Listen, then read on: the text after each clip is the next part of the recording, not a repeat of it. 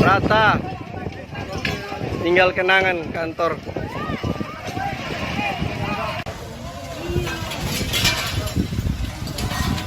Kantor Bupati Ati. Damkar ini tidak standby, orang.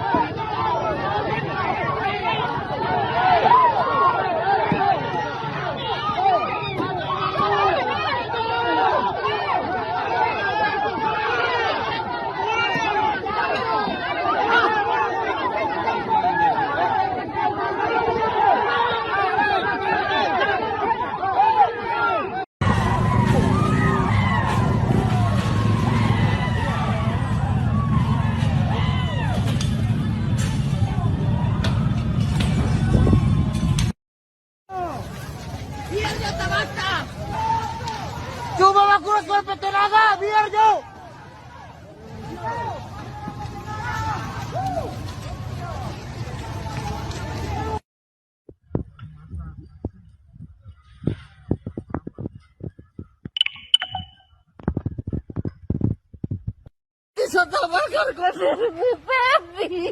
Ibu, mundur saja, selamatkan diri saja. Mari, selamatkan diri. Jangan.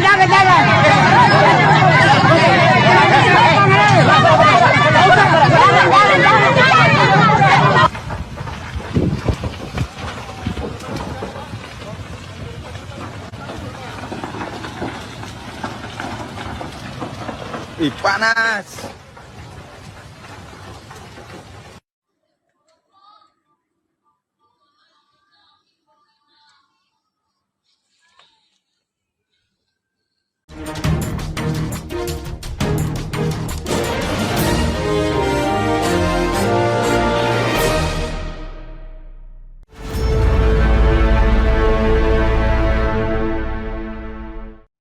Halo, apa kabar Anda semua? Semoga selalu dalam keadaan sehat walafiat, tetap semangat.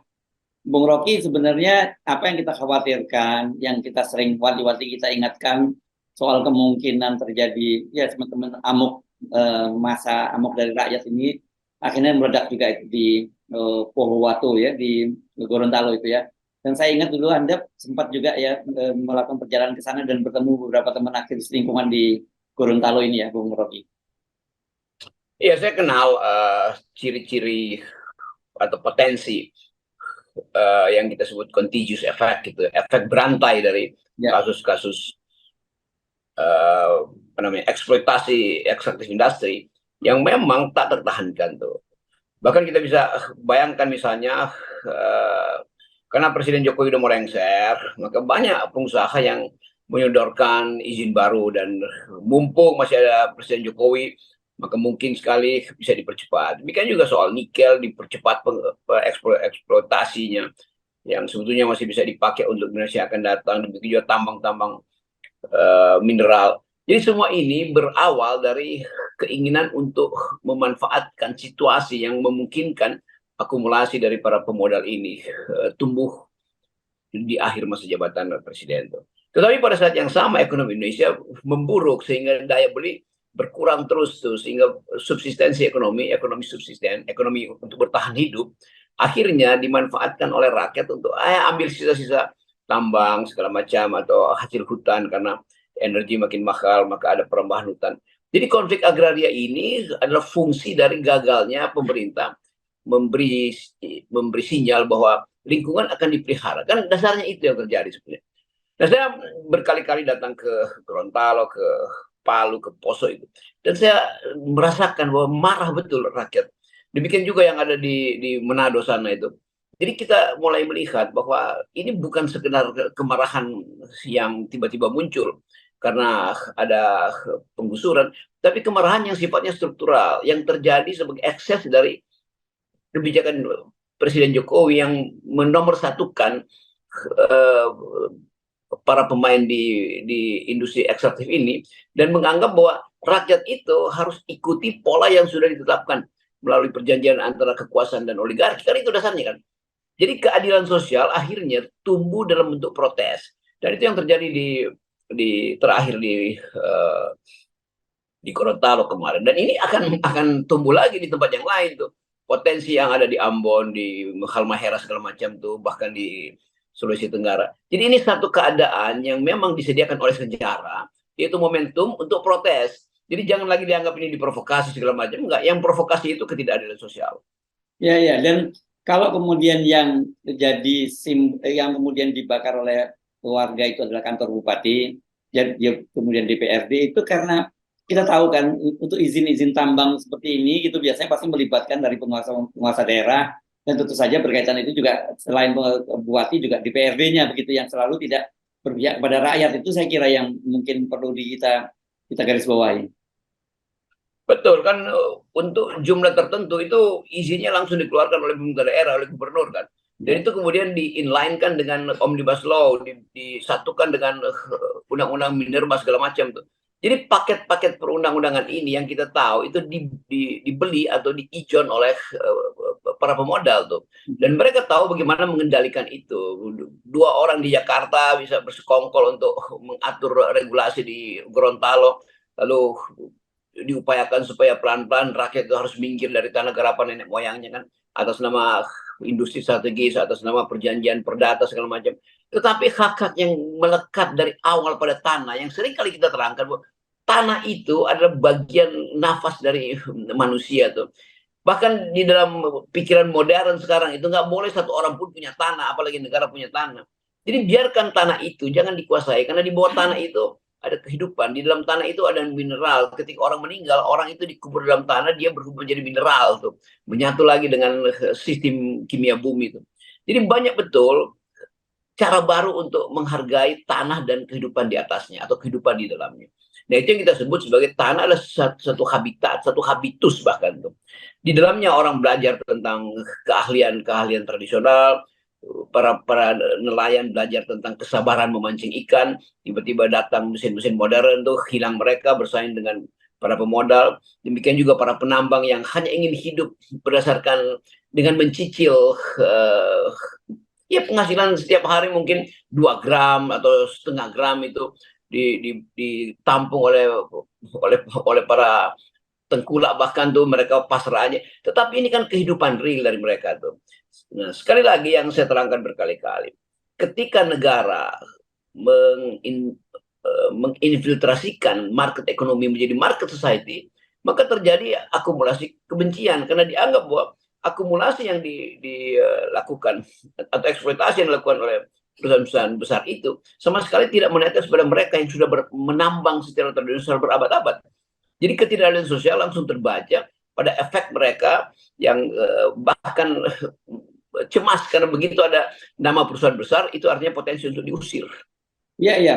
Dan itu yang terjadi memang seperti itu kelihatan, karena memang ini ada satu kawasan yang namanya kawasan Gunung Pani begitu ya. Ada selama ini memang ada tambang tradisional yang memang sempat juga menimbulkan persoalan karena itu kan menimbulkan kerusakan lingkungan, ada lahan-lahan warga dan sebagainya. Dan sekarang begitu masuk penambang besar ya, perusahaan yang nasional begitu, mereka jadi terusir dari kawasan itu, sementara kemudian ganti rugi yang diberikan pada mereka sampai sekarang ditagih-tagih belum muncul juga, sudah berbulan-bulan mereka melakukan itu, dan lihatnya batas kesabaran sampai kemarin itu akhirnya meledak juga.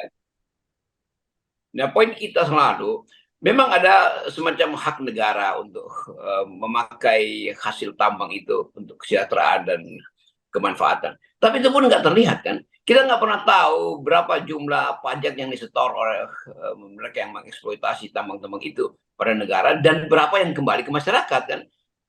Bukan berarti setelah ada penambangan di situ cukup dibuatkan SD, CSR-nya tiba pada mereka. Iya, tapi keadilan sosial tidak diukur berdasarkan apa yang disebut sifat kedermawanan dari para pengusaha kan. Kan nggak mungkin filantropis itu didasarkan sekedar untuk membujuk rakyat supaya Anda akan lebih makmur hidup Anda. Tapi rakyat tahu bahwa, bahkan dunia tahu bahwa disparitas ekonomi di Indonesia itu timpang sekali. Dan ini pembuktiannya bahwa rakyat itu menuntut hal yang lebih masuk akal. Ini hal yang simpel sebetulnya. Selama 9 bulan dijanjikan tidak diproseskan. Apalagi mereka berpikir 9 bulan itu apa yang sudah terjadi dengan bumi tempat mereka menambang dari awal.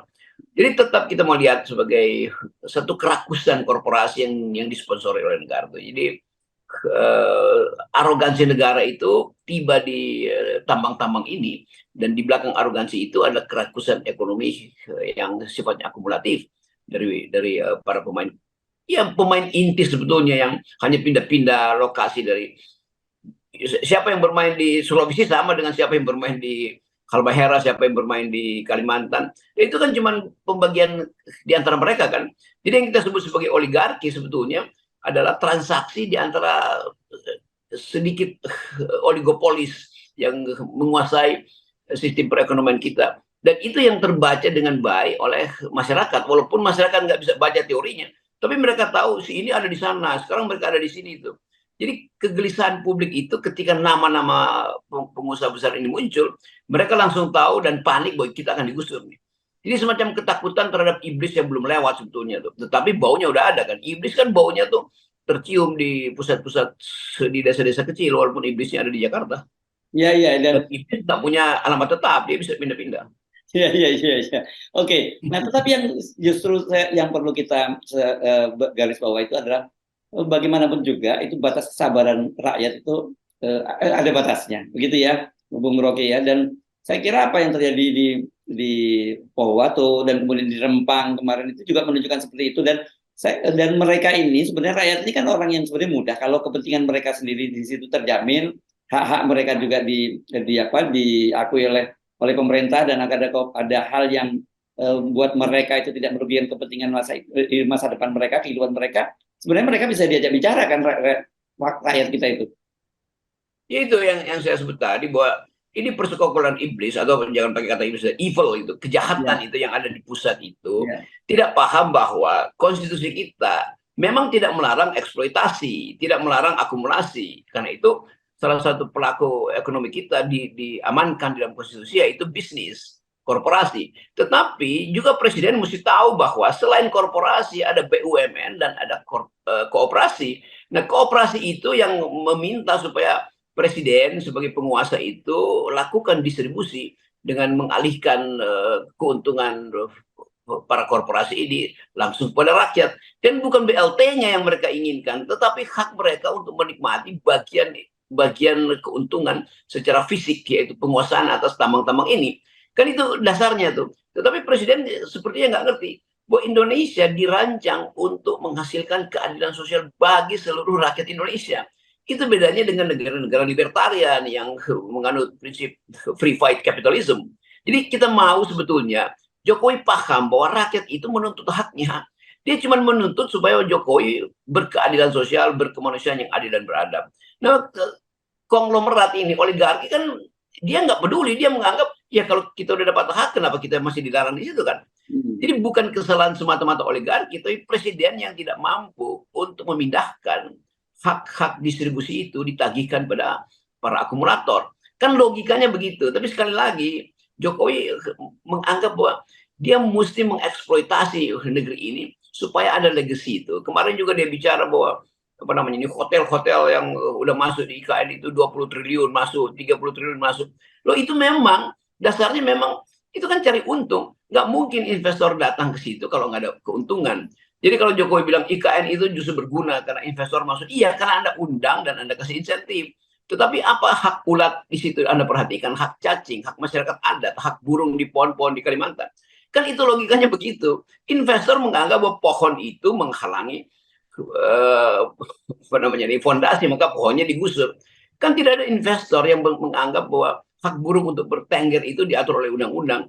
Jadi sebetulnya ini soal kemampuan berpikir ekologis yang sekarang seluruh dunia berupaya untuk mengasuh ulang bumi ini dengan cara-cara yang beradab. Nah itu yang sebetulnya kita lihat juga di tambang-tambang yang ada di Gorontalo, tambang yang ada di Manado, tambang yang ada di NTB, tambang yang ada di Halmahera. Semua itu berlangsung karena insentif Presiden Jokowi mengatakan silahkan eksploitasi itu. Oke, silahkan eksploitasi. Tapi Presiden mesti katakan distribusi itu ada di tangan saya. Presiden nggak mengucapkan distribusi, dia tetap pro akumulasi. Nah itu berbahaya karena bukan sekedar berbahaya, itu melanggar prinsip konstitusi kita bahwa akumulasi boleh, tapi distribusi harus menghasilkan kesejahteraan pada rakyat Indonesia, bukan pada rakyat asing. Itu dasarnya tuh. Yes, tadi ada udah mulai nyinggung soal IKN, nanti kita bahas juga soal IKN ya. Oke. Saya kira peristiwa ini tadi ini mesti bisa sangat mungkin terjadi di tempat-tempat lain yang sekarang ini juga mengalami ini ya, mengalami eksploitasi semacam itu dan ada konflik antara para pengembang dan warga setempat. Iya, ada pola-pola di mana yang disebut penambang liar itu dilegalkan, nggak ada problem tuh. Beberapa contoh di Halmahera atau di Maluku, kalau nggak salah Maluku Utara. Saya habis baca satu disertasi justru dari seorang purnawiran polisi yang berhasil untuk membujuk dan memberi hak pada mereka tuh. Dan itu distribusinya biasa aja. Jadi banyak contoh sebetulnya bisa dihasilkan ulang dari kebijakan pusat Presiden Jokowi. Tetap kita anggap Presiden Jokowi terlalu rakus dengan investasi dan para pemodal tentu berharap bahwa kerakusan itu bisa menghasilkan keuntungan besar dan itu prinsip yang sah di dalam kapitalisme. Tetapi kita mau ingatkan negara ini bukan negara kapitalis, negara ini negara sosialis. Itu dasarnya. Kenapa ada sila kelima itu? Kan sila kelima itu berbunyi jelas dan rakyat hafal itu. Keadilan sosial bagi seluruh rakyat Indonesia, justice namanya social justice. Di dalamnya tidak boleh ada akumulasi, tidak boleh ada eksploitasi. Kan filosofi itu kita paham bersama-sama tuh. Masa kita mesti ajarkan lagi pada Jokowi tentang apa yang dia janjikan di Nawacita, di Revolusi Mental yang basisnya adalah keadilan sosial kan. Jadi jauh panggang dari api. Yes, oke. Baik, terima kasih Bung Rocky. Tetap 0% Bung Rocky. Yep.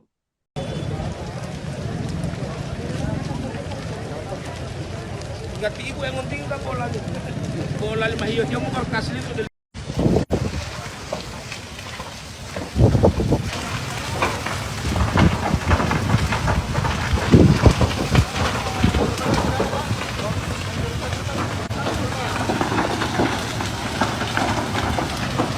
Ih, panas.